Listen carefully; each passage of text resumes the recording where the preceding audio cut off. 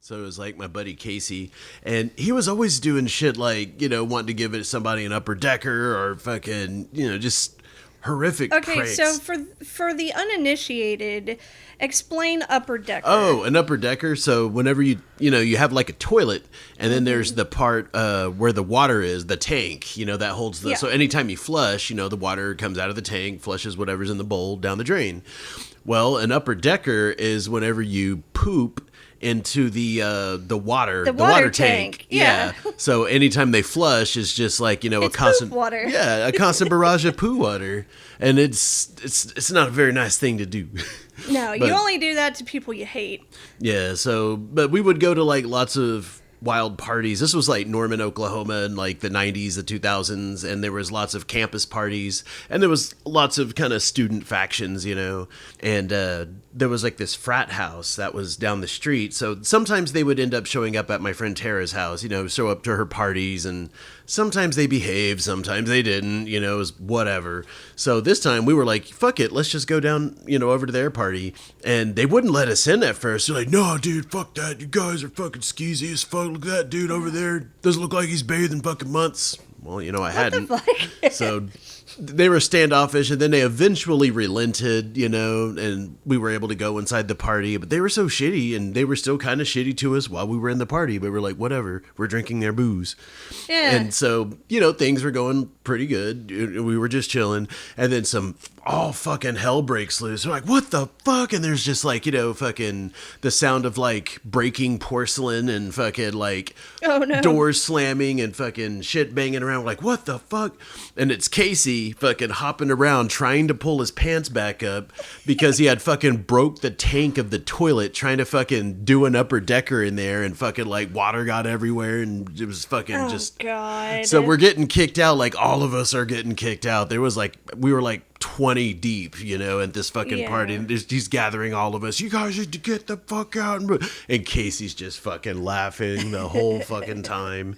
It's Man, I've peed in a lot of places that weren't actual toilets, but I don't think I've pooped in a lot of places that, and unless we're talking about like pooping your pants. I mean, we've all had some because I've definitely sharts. Pooped my pants before. Yeah, I can't really recall one of any great note for myself recently. Your mom was telling me about that time you shat yourself at the liquor store. It wasn't of note. All that happened was I got out of the car and I took a step and it was like, bloop. And then my mom was like, what did you do? And I just kind of made a face and she just knew. So I had to like do that straight-legged robot walk all into the liquor store and go to the bathroom to fuck it. Luckily, it wasn't that big of a deal because it didn't escape the butt cheeks. So. And she was like, she was mad at you because like she thought you were just off in some other aisle when you were actually like dealing with poopy pants. Yeah, she thought I was just dicking around in the beer aisle, just taking my time, And to be fair, I did dick around in the beer aisle a lot back in those days. I mean, before I quit drinking, I know that you've witnessed me dicking around in the beer aisle. Yes. Yeah, she just thought that I was being picky in particular, but I just pooped on myself. So it's very uneventful, I watched an old man poop himself at the Love's truck stop once. Oh. It kind of just ran down his leg. Poor guy. Yeah. Well, I mean, not that I haven't had my own embarrassing incidents with poop. Like there was that one time I was laying in my mom's bed, talking on the phone to this guy that I liked, and I thought I had to fart. And it wasn't a fart. Ooh. And I pooped myself. And I pooped my mom's bed. Oh. But we were in the thick of it, We were like getting hot and heavy. And like, I didn't want him to know what happened. So I basically had to keep like doing the sexy talk with them. It was basically phone sex at that point. So I was like doing the sexy talk like, ooh, yeah, baby, tell me how big it is or what the fuck ever, while like cleaning up smears of poop from my mom's bed and from the skirt I was wearing. Yeah, not my finest hour. Sumo Punx, Sumo Punx, Sumo Punx, Sumo Punx. Sumo Punx, Sumo Punx, Sumo Punx, Sumo Punx. Sumo Punx, Sumo Punx, Sumo Punx, Sumo Punx. Sumo Punx, Sumo Punx, Sumo Punx, Sumo Punx.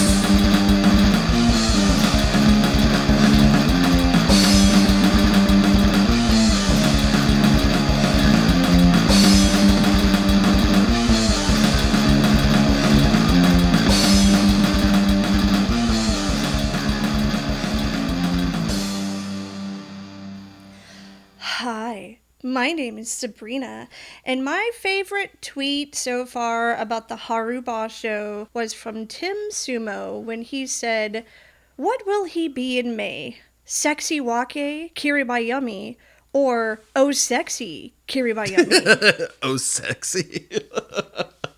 My name is Matt, and my favorite tweet of the Haru Basho so far has been from Zenpai, who is at SmartassSumo.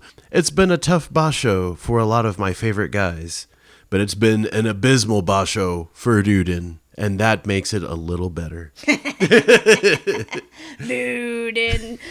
And this is Sumo Punx. So, the last week of the basho ended up taking a bit of a left turn. Very much. So from the first week of the tournament, it seemed like everything was going to continue down a certain trend, down a certain path. Nope. Down a kind of small in stature, pit bullish trend, you could say. That did not happen, and the result was fucking wild. I hate to keep bringing it up, but it's like that fucking basho that Abi won. Yeah. Like, nobody expected the winner of this basho to win this basho. Yeah. But that's what happened. Because first it looked like it was going to be a Midori Fuji, and then after a while it looked like it was going to be a Daisho. And then, well, you're just going to have to listen to the rest of the episode. Because we sat down with JJ and Christina from Honu Sumo Club in San Diego to discuss this very interesting last week of the basho. We're going to actually talk about some of the upcoming events first, and then we're going to get into our basho discussion. We're going to get into that basho discussing.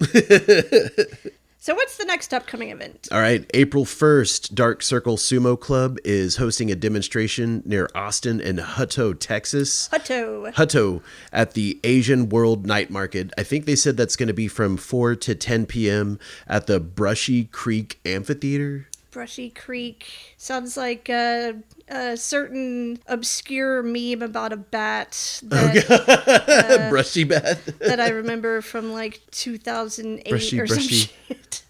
I used to refer to my brother as the Brushy bat. Aw, that's kind of cute though. Aw. But anyway, word around the campfire is that a couple of folks from Dallas Sumo Club may be haunting the Asian World Night Market with Dark Circle Sumo. So we're not going to be at that because we're going to Oklahoma for the Medieval Fair. Yeah, we're going to Norman, Oklahoma to the Medieval Fair. It's the largest free fair in the nation. And it's not just medieval shit. Like, everybody comes out of the woodwork in this shit.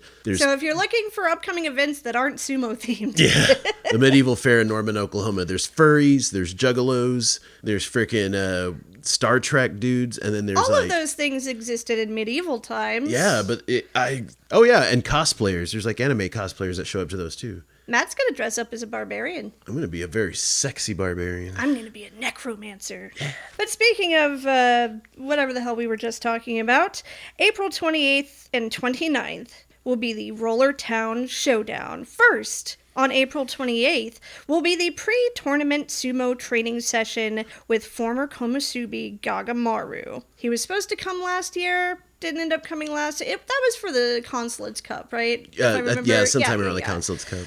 There were some visa issues, but he's finally gotten that squared away, and he's going to be teaching you how to do sumo like the pros. That's gonna be freaking cool. Rollertown Beer Works will also be officially releasing their newest beer. Might be sumo themed. I don't really know the details on that. We'll just have to see. Still, beer. New beer is even better. Then on April 29th, the official Rollertown Showdown Sumo Tournament at Rollertown Beer Works in Salina, Salina, Texas. People are coming from all over the country for this event. It's going to be fucking phenomenal. It's really, there's going to be taiko drummers, there's going to be like food. They're All really kinds of going food all out for this. Yeah, seriously, all kinds of different food vendors. I think the live stream. They're putting a lot of resources into the live stream to make it fucking fantastic. So, well, the guys who own the brewery are a couple of radio DJs. Oh, Bit and Skin. Yes, so they know how to audio. Yeah, probably a lot better than we do. Fuck it, we're DIY though. Damn it, we're still doing the thing till we die. But I am really fucking excited about Roller Town. So if you are interested in competing or in just showing up, you definitely should. If you're listening to this anywhere near driving distance in DFW, you have to go. You just have to go. It's going to be fucking cool. Salina, Texas. Salina, Texas is only a little bit north of... like Prosper. Yeah. A little bit north of the Dallas-Fort Worth area. It took like what? It was 40, like a 45-minute drive. Yeah, 45 minutes. Last year. Yep. All right. May 20th is the U.S. Sumo Open in Long Beach, California. This is one of the big tournaments. One of the big ones. And I think they're still having it at that pyramid. The same pyramid they always have it at. But yeah, it's the U.S. Sumo Open, doing U.S. Sumo Open things. That's one of the big ones. I think the first time that we watched the U.S. Sumo Open, do you remember Brody? He was Canadian, actually. Yeah. Yeah, Brody. I can't remember his last name to save my life. It's like Henderson, I think. Something. He ended up winning that year, yeah. Didn't he? And then he went pro, and he was part of the same batch of newcomers as Kiribayama. I know. I saw that picture. I can't remember who posted it. I think it was Inside Sport Japan on Twitter posted the picture as Brody just doing Sankyo and his Keshomawashi right next to Kiribayama. Oh. And Brody's got that big old kind of curly mop, and Kiribayama's got his hair all slicked back. Yeah. All right, well, that's all the upcoming events we have for you for right now. Of course, if you want to know about other upcoming events, you can always go to sumo411.com. But now, let's go ahead and get into the last week of this Basho with JJ and Christina of Honu Sumo.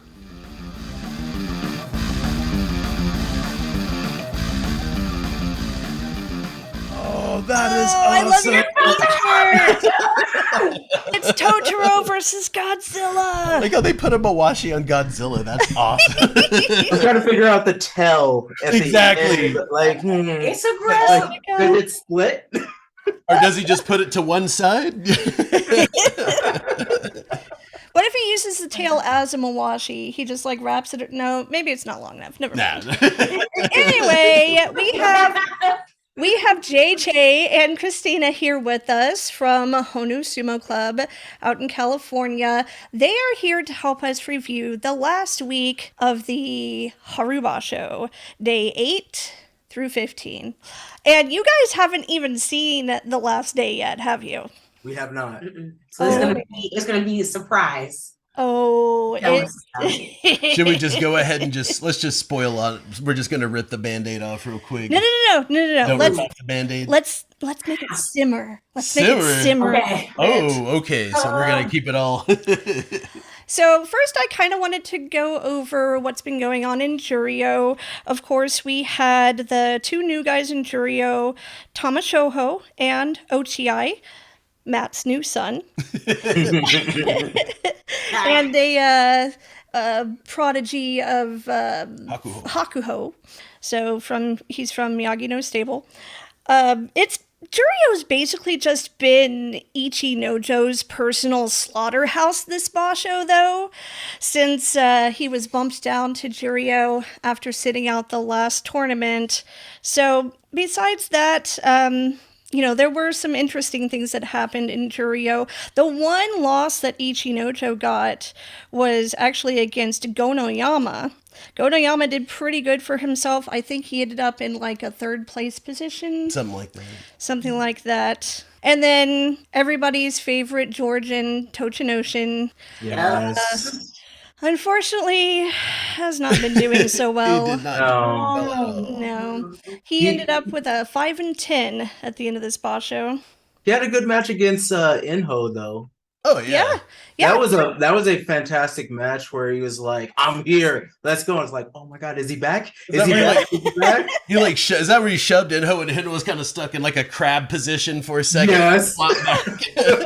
He did was like just like a crab. He's like ha claw. I think some of the most memorable matches of Tochinoshin have been with Inho, especially where the ones where he just like picks him up like he's a toddler and like, you know, just gently like places him outside of the ring. Oh, gently. With so much care. Yeah. And that face Inho's making, he just looks like no, put back down. Like he's just throwing a massive fit in the middle of the fucking Walmart parking lot. You know, It like a also looked toddler. It also looked like Tokinoshin really messed up his shoulder. Yeah. Yes. I noticed that. That looks painful. It looked really bad. I think that's kind of why he was, you know, not really feeling himself this tournament. Yeah, that was in the was that the last Basho or the Basho before? That was the January one. Yeah, it was January. Where he fucked up his shoulder. But yeah, that's where it was kind of all downhill for him. And I'm thinking he's maybe gonna end up going the same way. Sorry, I have to burp. I was like, is she gonna start crying? Oh my god, the emotion. I'm so emotional about Tochinoshin. No, I was gonna say maybe he's gonna end up going the same way that Kaisei did when he got bumped down to Juryo.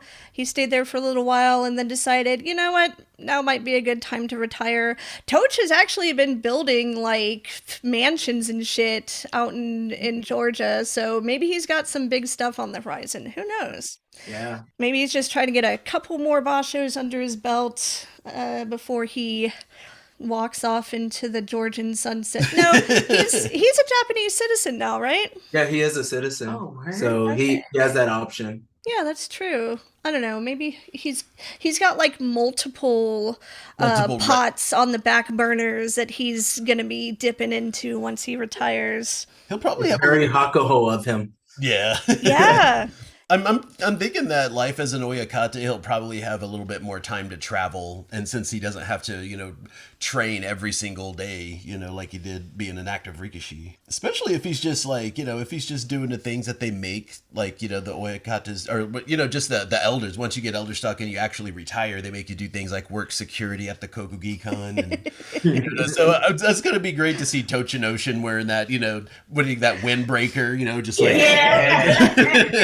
I didn't even know that they did that when I first started following sumo until Kakuryu retired. Oh, yeah. And then just to see him in his little blue, like, jacket, and it's just so cute. And then when Hakuho retired, seeing him don the security jacket, and then they're just there together, like, we're the security guys, you know? That's adorable.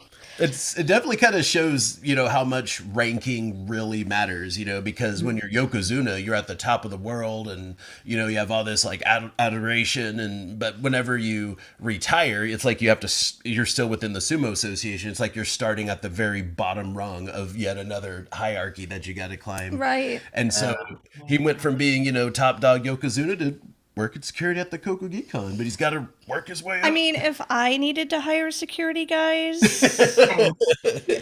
a bunch of former Yokozuna would be my choice. Right? Even just former Maegashira. We saw John Wick whenever Yama was so hard to put down.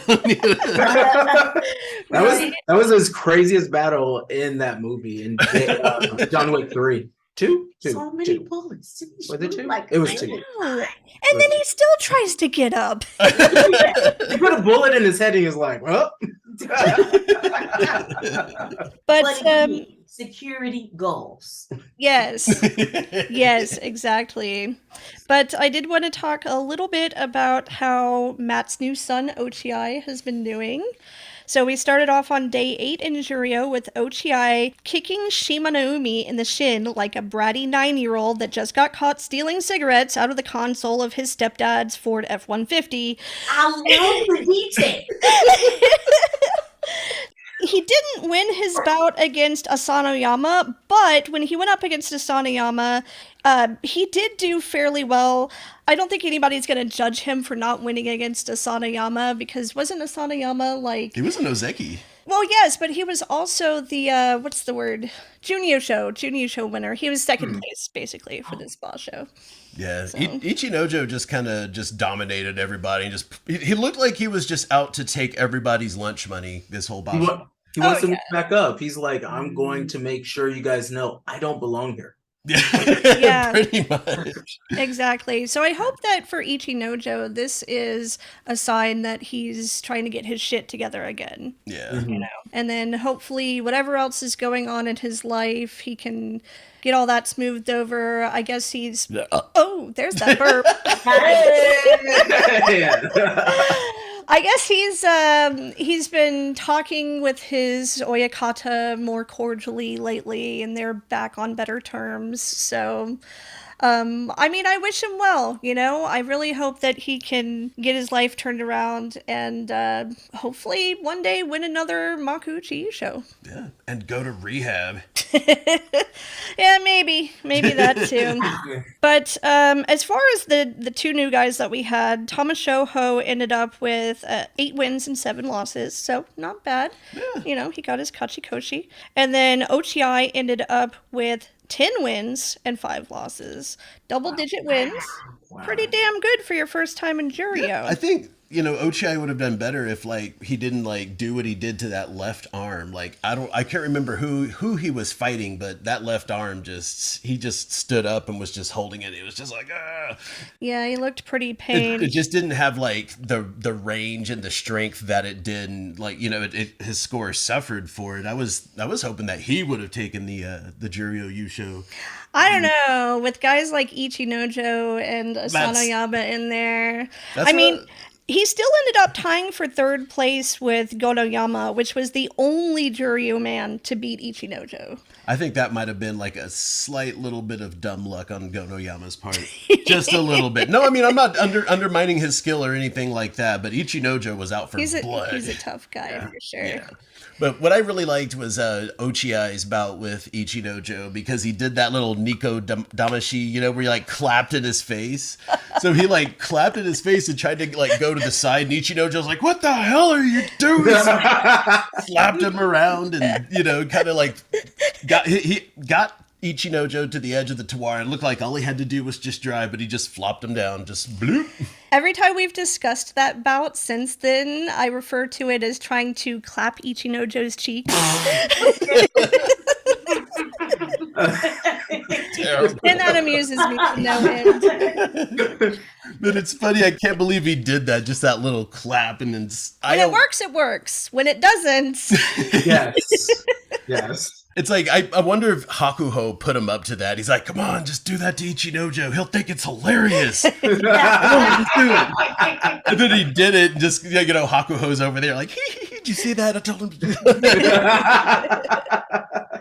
I can see it. I can imagine Hakuho being one of those kinds of fucking... What's funny is, like, they had that whole video where, like, they're all eating dinner in Miyagino's stable, and they were getting Ochiai to do his Hakuho impression. Dude, is the best. It is funny. The best. Yes. But Hakuho was laughing, though. You know, he was like, oh, my, yeah, because it really does sound exactly like him. Exactly like him. The words, everything. The mannerisms. But I bet he was just like, man, he made fun of me on TV. That's it. Do the Nico Dawashino. Revenge. The secret voluntoad technique, too. You don't have a choice, just do it. Okay. So when it comes to Juryo, did you guys have any particular Rikishi you wanted to highlight or any thoughts on that? Juryo was, I watched a little bit, but I'm always at Inho. I'm there for Inho all day. Oh, yeah. Like, I'm watching all of his matches. I'm kind of sprinkling through, trying to see if I see anybody that I'm falling in love with. But it's the Inho show for me. Yeah. Yeah. That's kind of what it is for me. And then that's Inho and Atami Fuji because he's one of my sons. And he didn't do terrible. What did he get? 8 and 7? 8 and 7? I think it was something like that, Yeah, or maybe so- a 9-6, somewhere around there. Yeah, Yeah. he broke even, but Kachikoshi at least. So I'm proud of my boy, but my other son Ochiai, very proud of him too. Yeah. But I like to watch for my sons and for Enho, and then whenever the upper level guys were in there, it's kind of like, oh my god, this is just going to be a slaughter. But those, Yeah, like I was really excited to see Tokunoshin in there, and I was like, okay, let's go, Tokunoshin. You're coming back. You got this. And I thought then he would do better than he did. I was disappointed, which Yeah. kind of, like we've all been talking about the retirement of Tokunoshin for 3 years. Yeah. since he fell Those from times. Hideki. Yeah, right. And then you see like sparks of hope, and then right back down, and you're like, all right, this is it. This is it. Which in Jirio, it's time. It's time. Yeah. Old Uncle Toach just needs to be put out to pasture. Oh, his sumo just got a flat tire. He still looks great. He's walking around with that 6-pack Shakur. I'm like, what are you doing? What are you doing? Trapzilla, Quadzilla. He's the real Godzilla. Let's All right. Well, let's go ahead and move on down to Makuuchi, or move on up to Makuuchi, I guess, since it's the top division. It's lateral, or no, not lateral. It's like a ladder. Sorry, wrong word. It's ladder-ish. It's ladder-ish, not ladder. It's a ladder. It's ladder-esque. Yes. It's So- an escalator. Oh No Show ended up pulling out on day 9, and I have no idea why. Oh, I think he hurt his knee or something like that. Is that what it was? Yeah, it was definitely an injury. I think they put that on the JSA website. Do we want to look it up real quick? We or- can look it up real quick. Let's see. JSA. Rikishi. So we're just going to leave it as being an absolute mystery because we just took a minute to look it up and nobody can find it. So I'm- fuck it. It I'm- must not have been important. I'm pretty sure it was an injury. Probably a knee injury. Probably an injury. Probably, yeah. Yeah. So, of course, we had some new guys in Makuuchi this boss show as well, including Yes. Bushozan, Hokuseiho, and Kinbozan. And these guys have really been killing it. Well, okay, except for Bushozan. He didn't really do that well. Yeah. Because I was struggling. Hakuseiho, he started off strong and then burnt out. Yeah. Still, that dude is a fucking tower of power. I was excited every time I saw him on the doyo. His legs are as long as I am. Yeah. Seriously, he's like a huge. tree-inch. He's a tree. He's freaking Groot. Or no, not Groot. He's that on Lord of the Rings, the Ents, the big. Oh yeah, the tree. He is. He's just Yeah. like a huge tree. He's tree beard, except he's tree mage, whatever. He's got a little beard. He's got a little scrub. I saw some of the interviews. He's growing a little in. Sabrina is just madly in love with his eyebrows. She Oh, just yes, thinks he has yes. the most sculpted eyebrows. Oh, Really? they're dolled up. They're dolled up. I didn't look at his eyebrows. I have to go back and have to Yes. Yes, go back and Because I look at his was- eyebrows because they are beautiful. I was oh no, you go ahead. I got His Tachi eye is a little off though. Yeah. Right? He's kind of stands right up because he's so big. He knows he can kind of take that hit, but immediately from there he kind of makes up the space. But man, once he figures out his Tachi eye in this division, it's gonna be amazing. Oh, hell yeah. Yeah, he definitely uses his size to his advantage. You can't do that all the time in Makuuchi, though. You know, so he's going to need to work on that Tachi eye. But otherwise, he was kind of killing it in Makuuchi. He had a bit of a struggle on day 8 against Kotoeko, who absolutely refused to go quietly into the night.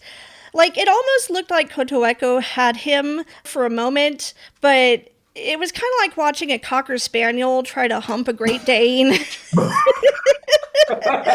couldn't quite get it, And then Hokuseiho, using his int-like height to his advantage, grabbed the back of Kotoeko's Mawashi with both hands to claim his victory by Hari Manage. Hari Manage? Hari Manage. Yes. Arimanage. I had it written down. I still can't pronounce it right. All right, monogamous, got it. Yes. Yes. But Kotoeko looked pretty dejected after that. I think he put up a good fight against the mountain that is He looked Hokuseiho. mad, like seriously, because he almost had Hokuseiho over the Tawara, and then he just lifted him up, by the back of his mawashi and flopped him with over. both hands. Both hands. Both hands on the back of the mawashi, both facing each other, and he just reaches over Kotoeko. And what sucks And is like, Koto Echo did super, super well this whole Basho. Like, I mean, for his record, but man, he was in fine form, good doho, like spatial awareness. yeah, Every time you thought he was out, he's like, no. that's exactly what I was about to say. Is like he just had such beautiful form, and he was just doing good sumo, and then just to have Hokuseiho just flop him up, he looked insulted. Yeah. He really did. Well, I mean, you got to think of it, right? He's like the rookie, right? You get the rookie that comes in, you're like, I'm going to show him what's up. Yeah. And then you get basically wedgied out. Like, That's you only, Exactly. I can only do that to a child, right? He treated him like a child, which is wild. and what, Hokuseiho's like what, 20, 19, 20, something like that. Yeah, he's pretty young, think but he's he's also like 21. 6'8". Oh, he's 21. I think he's 21. Oh, yeah. If a 21-year-old did me like that, I think I'd feel the same. Yeah. Yeah. Then on the last day of the Basho, we got to see Hokuseiho go up against Ichi Yamamoto, who decided he just wanted to aggressively hug Hokuseiho for almost 3 whole minutes until he grew tired of Ichi Yamamoto's diminutive affections and just Yori carried him out. That's exactly where I was trying to watch day 15. I'm like, oh, I'm going to get it done. And I stopped in the middle of that, which was like, well, I don't know, the 2nd minute mark, somewhere in there. So I got a whole nother minute left. Minute and a half. Yeah, after the first minute and a half, you're like, okay, this is taking too long. Fast forward. I literally did that when I was watching it on YouTube. I just kept fast forwarding it 8 or 9 times. And then I went back and tracked it, and I was like, God damn, this really was almost 3 minutes that they were just standing there. No mono-e, no restart, just, oh my God. I know. So another one of the favorites in Makuuchi, Takayasu. He did fine. I think maybe he's taking a little bit of time to reorient himself. He's not going for that. He's not going for that push for the Yusho win as much now that he's had such a bad 2022. But he did have some interesting bouts. Day 8, when he went up against Hirata Umi. Oh, that one. That was an interesting one. So the Gyoji gave the win to Hirata Umi, but it kind of seemed like everyone was expecting a mono-e on that. Yeah. But the Shimpans just had their butts planted in their Zabuton pillows. They refused to move. They didn't think there was anything wrong. I think even Takayasu kind of thought, he was like, what the hell, man? Yeah. If you watch the replay, it did show that maybe the top of Hirata Umi's foot touched the ground. That wasn't a maybe. Before They Takayasu's did. You think it did? That was a did. Hirata Umi's, man, because just by the look on both Hirata Umi and Takayasu's faces, they were like, what the fuck? Exactly. Yeah, that was Takayasu got robbed. I mean, I like Hirata Umi, don't get me wrong, I but like him too. that was supposed to be Takayasu's. Yeah, it's always funny when the cameraman sees what all the judges and the Gyoji do not see. Exactly. They have a box up there, of people that have all of the monitors and all of the replay stuff. They can see all of that, and they radio to the Shimpan. I don't know if they radio to the Gyoji. I think they just radio the Shimpans, and so they're like, oh, yeah. But they did. I guess maybe they were taking the leak, just didn't see that one at that time. So I mean, I heard they had stopped doing that though. I don't know. Go ahead. I think they're still doing it. We were talking about it, me, Menken, and Christina, and I think they're still doing it, but sometimes people just get stuck seeing whatever they want to see. Coming from judo and stuff like that, You're like, oh, that's an Ippon. It's like, no, it wasn't. But emotions and whatever kind of blind you. Yeah. I could accept that. Yeah, that can happen sometimes. Oh my god, do I have to burp again? Holy shit. Hey, let it rip. No, but before I let out my next belch, I did want to mention that Takayasu did end up winning against Hoshoryu on day 15 with a Yes! nice Uwatanage. Oh, Pretty yeah. proud of him for that. It felt good because Takayasu was like, when like day 9, right? He had that loss, and then I was like, okay, Takayasu, when are you gonna bring it for me and mom? Okay. Because like I'm here for mom. I love Sakayasu's mama. Oh, I love it. I And I love was his mom like, too. and then JJ would show me her Instagram. She's in the crowd. I'm like, come on, Takayasu, bring it home. And seeing him on, what is it? So first off, like I didn't want to even talk about when he lost on day 10. I was like, no, it's whatever, no. And then, but then when he started to win, like day 14 but even when he like lost a few times, I was wondering why who did he go against? His like face was bleeding. Oh, What was it? Is it Daisho? You said day 14? No, on when he lost on day 11. Day 11. Daisho, yeah. Daisho, who also had been killing it in this boss show. But yeah. Daisho's face was bleeding, and I was like, that's what you get. But like, Yes. because Tayasu is me and JJ's son. So Aww. my son. It was a previous marriage. It meant nothing. It meant everything because we birthed Tayasu. And I share custody now with his real mom. Or his other mom. Because I am his mom too. Takayasu got two mommies. No, he did end up with double-digit wins at the end of the boss show. He was 10-5, so he did okay. Good. Proud. And speaking of Hoshoryu, we had some interesting stuff happening with him as well. Day 9, he went up against Tobizaru. And this is really why I love to laugh at the anti-Hinka people. Mm-hmm. Because this was the perfect example of how to counter a Hinka by simply knowing what the fuck you're doing. So Tobizaru steps to the side off the Tachiai, but Hoshoryu just spins around and slaps his monkey ass down. And that's all there was to it. You can't Hinka Hoshoryu. He has all sorts of counter moves for that shit. But some people aren't as cool as Hoshoryu, so they just want to say, well, you should get rid of the Hinka. No, this is why I like it. Yeah, Hoshoryu, like, he's just an agile dude, and I love how just like grapple happy he is. Yeah. When he's in the flow, he's just sliding on the clay, just like a figure skater. You're like, oh, here we go. Slides in and he's like, I think I'm going to Hinka your Hinka. That's a good way to put it, though. I've noticed that myself. I just never was able to put it into words before, but that is a very apt description. It's like he's a figure skater. He's just elegantly gliding across the dojo, and he has like all of these very elegant movements, and now I'm thinking of him in the leotard with skates on his feet. So thank you for that. In a Shiko, just spinning.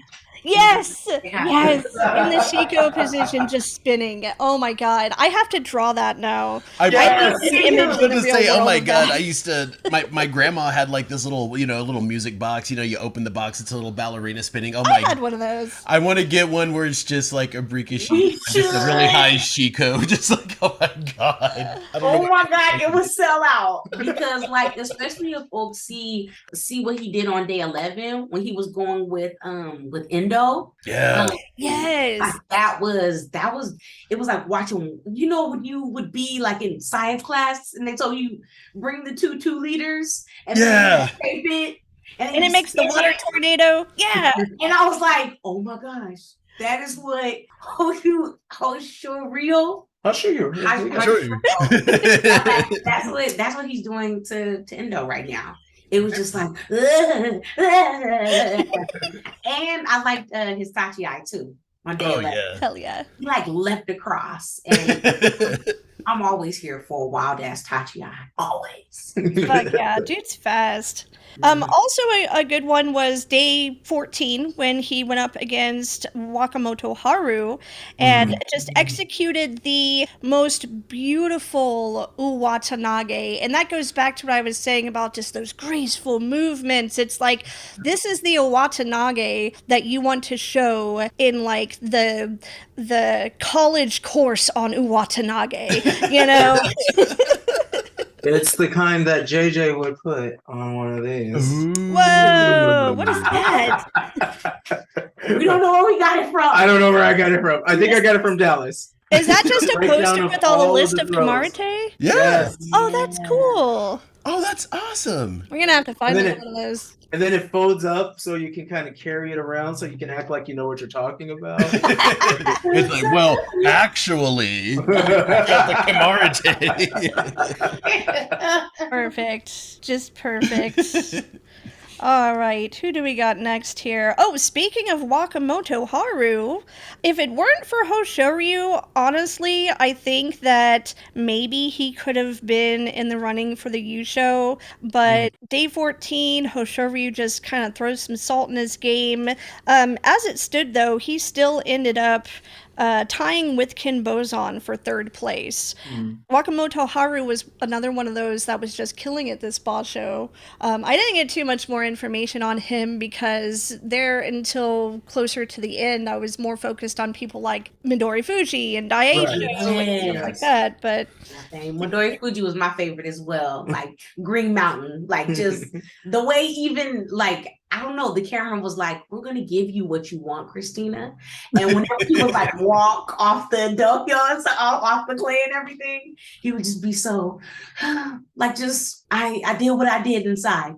But yeah, I liked him a lot. He did look mighty chuffed with himself, you know. Yes, after all those wins, he's like, if you go like what did he go 10-0, right? He went 10-0 before that loss, right? Yeah. So if you go that far in, you're feeling like a big boy, especially if you're a little boy with the big boys.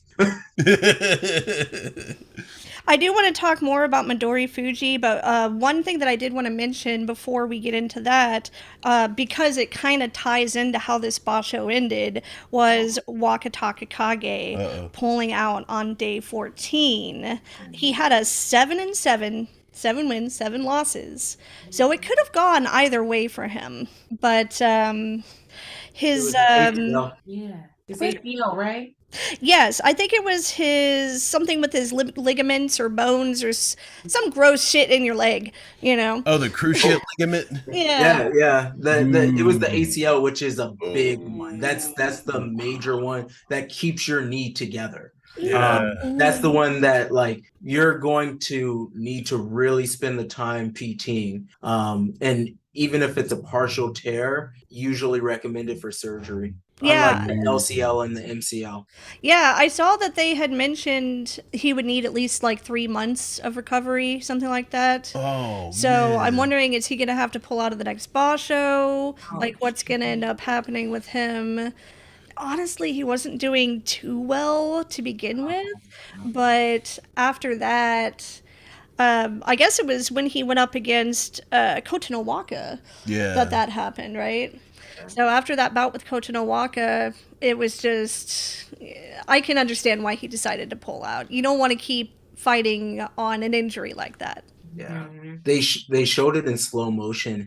His knee buckling sideways on the fall, and we were watching it. We watched it like 3 times over in black and white. We're like, what is going on here? And they like zoomed in, and oh my god, it's a terrible injury.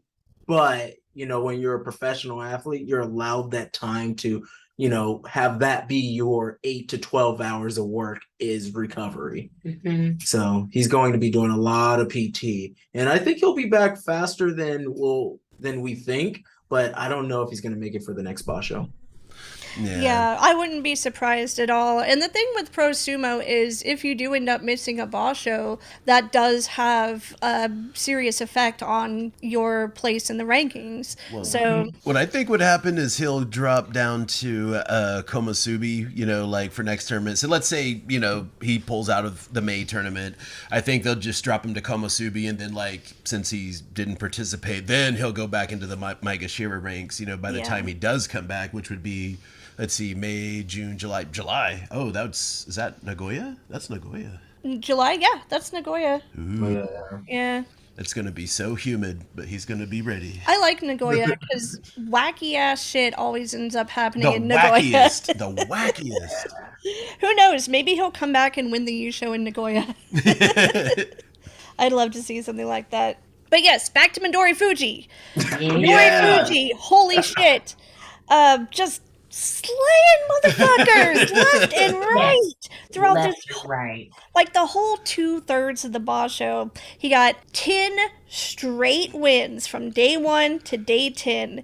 He was the sole leader in this tournament up until his bout with Wakamoto Haru. He fought hard, though. He really did. He fought hard. Yeah. And like the fall was very dramatic too. Yeah. So he goes up against Wakamoto Haru on day 11. The youngest Waka brother, who I should have been honestly paying more attention to. But he does have some trouble getting a good grip on him at first, which allows Wakamoto Haru to just drive him out, giving him his first loss, as we said, but not knocking him out of the lead position. After his first loss, he was still in the lead. That defeat wouldn't come until the next day when he went up against the middle Waka brother, Waka Takakage, who managed to topple the Pitbull Prince from his lofty throne by tossing him down like a sack full of sun-baked Whataburger wrappers that he decided had just spent far too long in the backseat of his car. I didn't have the words, but you gave them to me. I To describe that. You gave them to me. I feel like we're hearing a little bit of life experience here. Oh, man. Okay, sun-bleached Whataburger wrappers is very specific. You go to pump the gas and you just look in the back seat and you're like, holy shit, how did that accumulate? And then you got to get the shopping bag and just start filling it up. But anyway, poor Midori Fuji ended up actually losing every single one of his bouts after that. Yeah. Spirit was crushed. 10 straight wins, and then not a single win for the last 5 days of the Basho. He tried, though. He really did. He didn't win on day 15 either? Nope. He fought Shodai on day 15. Shodai makes everyone look bad. That's his specialty. He did, and then Shodai ended up at a 10-5. Shodai did end up at a 10-5. He did fairly well in this Basho. Honestly, I wish he could get more numbers like that as an Ozeki, but Well, and I'm saying this as somebody who fucking loves Shodai. Oh no, unlike Justin Kizzert, who I watched that Breakfast in the Basho because that's one of the only things I could get on my work computer to watch the Basho is it lets Justin's live stream through. So I watch it like about an hour after he does it, and then he just besmirches Shodai left and right. I'm like, every chance he gets. So I was very convinced that Midori Fuji was going to win the Yusho because I wanted him to do so. Yes. But it actually ended up going to another one of my favorites. We'll talk about that in a minute. So for the last few days, after Midori Fuji got knocked out of the lead, it actually looked like Daisho was going to be the likely Yusho winner. That's kind of what I thought. I was going to wake up and see Daisho like on all the websites. But his last bout ended up being with Kiribayama, who had become the sole runner-up after a default win against Wakataka Kage when he pulled out the day prior. So the odds kind of seemed in Daisho's favor. favor. You know, the only reason Kiribayama seemed to be in that position was because he got a gimme. So the last bout of the day, day 15, Kiribayama was at 11-3, and Daisho was at 12-2. So if Kiribayama won against Daisho, they would be forced into an immediate playoff. And of course, that's exactly what happened. So just when it looked like Daisho had him, Kiribayama stepped off to the side and sent Daisho flying off of the dojo with a mighty Tsukyotoshi push from behind. Oh, nice. They both received the Ginosho Technique Prize after this bout, and then, of course, strutted off to prepare for the playoff. And did they ever strut? Oh, yes. The playoff match is actually over rather quickly as Kiribayama executes another Tsukyotoshi, dashing Daisho's Yusho dreams into the dirt of the dojo, and then promptly stomping on his hand for good measure. Oh, it was special. Daisho's poor fingers. It looked bad. But for whatever reason, the judges did call a mono-e on this. It was pretty clear, though, that Daisho landed first. Otherwise, how the hell could Kiribayama have stepped on his hand? You know? Right. So they obviously called it for Kiribayama, who looked like he was desperately trying to hold back tears and couldn't even help but, like, start smiling at himself a little bit as he was walking away. Like, I think maybe it was a bit of a surprise for him, too. But, oh man, just, he didn't mean to step on Daisho's hand, but that was kind of like pouring salt in Daisho's wound of losing the Basho, you know? It was just nuts. And you guys hadn't even gotten a chance to see that last bout yet, had you? No, not But yet. we're really excited to. Any to thoughts see on it that? and see it. Well, I think for me, on like day 9, Kiribayama was one of my favorite matches. The one he did with Ryuden. Ooh, yeah. You didn't. Um, You didn't. and it was we had just had Hiko that day, and Keiko, sorry.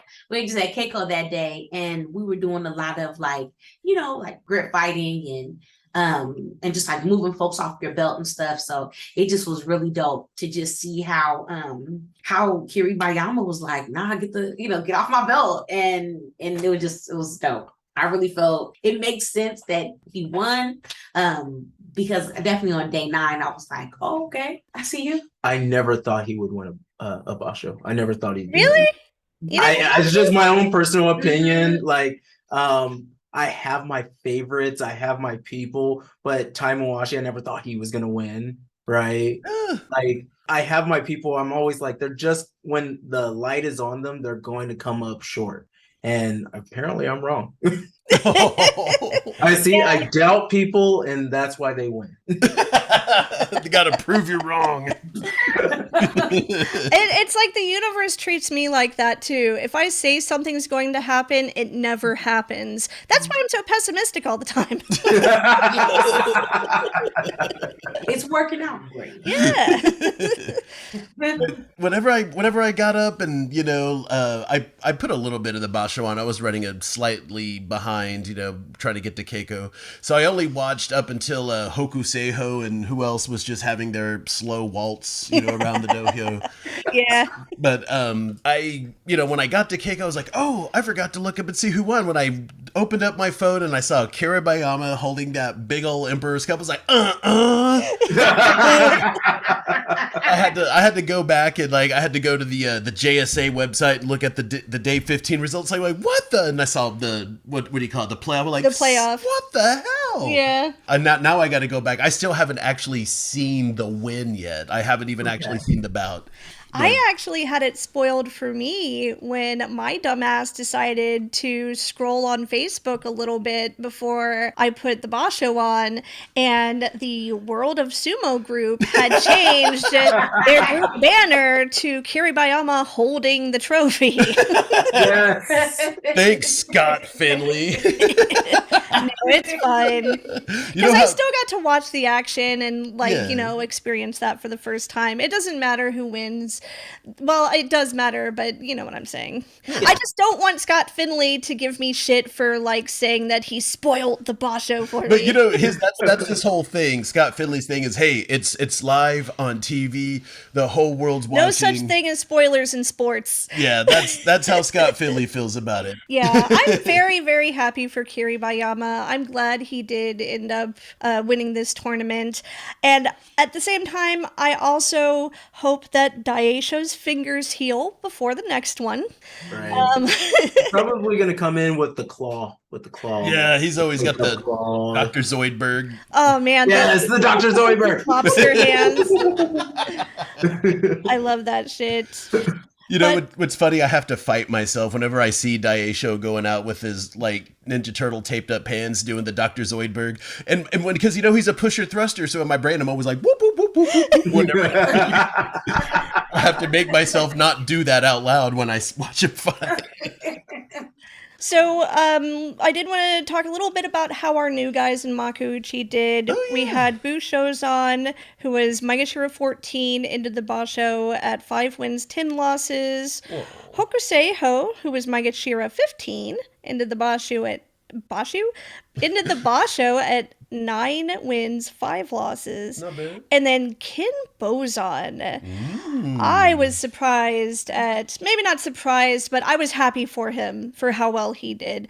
Maegashira 14, into the Basho with 11 wins, 4 losses. That's insane. Yeah. Super And he ended up winning the Kanto Show Fighting Spirit Prize. Nice. Man, you see, also sure you scouted out a good one. No, he knows what to look for.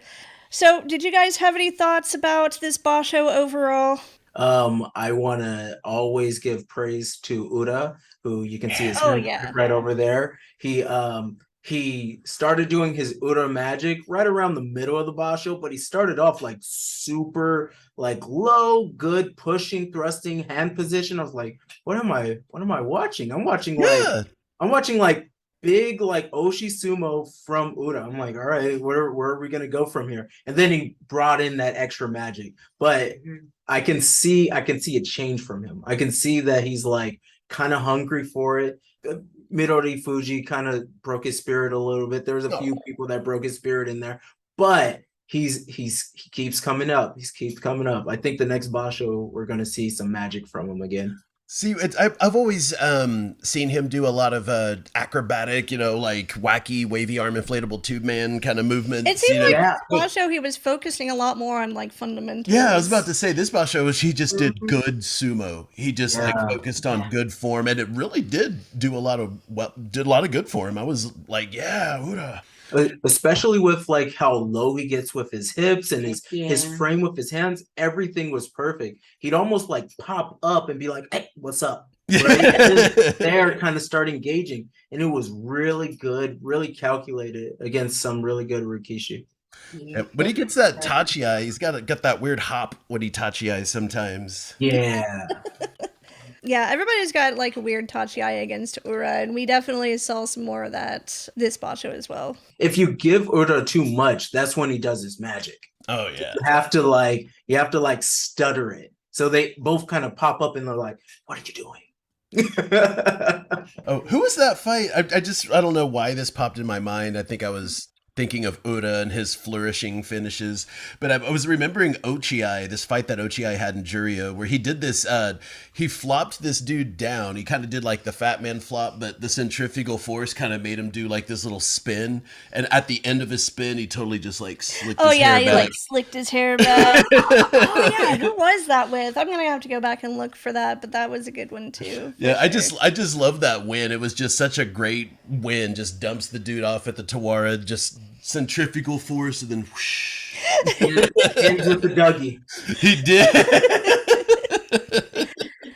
Christina, any last thoughts on this Basho? Well, I got a special place in my heart as Takayasu was like losing. I was like, okay, I'll fall in love with some losers. Maysay, I think. Yeah. It was painful watching my guy go through. But every time he lost, he tried to bring people down with him. And it was just something I'm definitely going to be looking out for, looking out for the next one to see how maybe some of the folks who struggled a little bit in this one dominate or get closer to winning the next one. But that was really cool. Basically, everyone said to Bosho-san. Yeah. Bosho-san was really nice to watch too. On day 11, I like the energy. Lots of fighting. And I think we both we're really feeling Aoyama. Like Aoyama, we love him. But he needs to really go. He just needs to go. He just won't go. And he likes to play on the outside and then step out. And then one time he stepped out before the other, just the heel of his foot. I think it was day 2 or something. I remember that. It's just the back of it just kind of sank down a little. Yeah. And I'm like, oh man. And you can see from previous Bashos that he likes to do that a lot. I think he was depending on it way too much on this one. And then towards the end of the Basho, he started trying to get up out there. And then he slipped. Yeah. He actually had I think he slipped. He had a bout with Midori Fuji. I want to say it was on day 8 or 9 or something like that. But comes off the Tachi real fucking aggressive, gives him the forearm blast, And then by the end of the bout, he just kind of lets Midori Fuji push him out. He just kind of, steps out backward himself on purpose almost. Not on purpose, but he had given up by that point. He had already run out of steam. And maybe that's part of what Aoyama has going on is just not as much stamina as he used to have, I mean, it takes a lot of fuel to run a big Dan, he's yeah, that's true.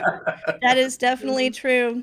Well, guys, thank you so much for joining us for this Basho review. Do you guys have any cool shit on the horizon? Anything you want to highlight? Any shout outs? You go. I'm not gonna practice. We have practice every Saturday in San Diego.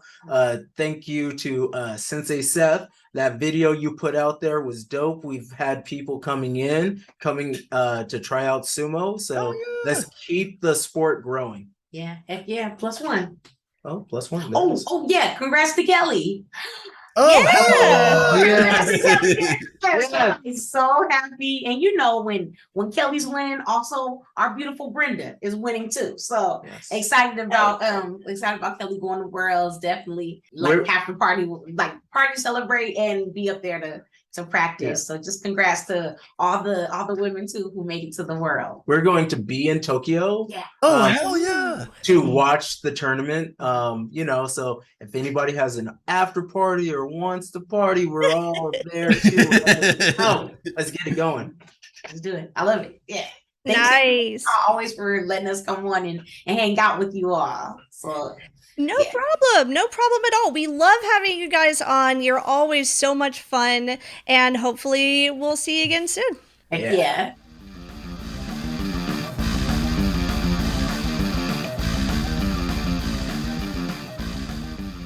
Well, that's the episode. Before we leave, we'd like to announce that, yes, we finally did it. We released a new design on our Redbubble store. You can buy a new Sumo Punx t-shirt now. Well, it doesn't say Sumo Punx on it. It actually says, Sumo Butts Drive Me Nuts. And it's just a nice sankyo, with the...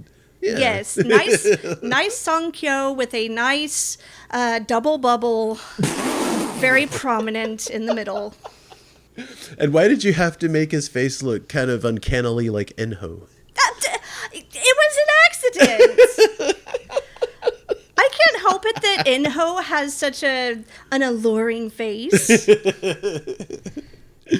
But you know where to find us online. We're all over the social medias. Spell Sumo Punx with an X. It's Punx Sumo on Twitter because I fucked up the Twitter. And we're there, to harass everybody. That's what we do. Yeah. Harassment. Also, if you like this episode, go ahead and give us 5 stars. It helps other people who might also like our episodes find us even easier. And until next time, bye. Bye.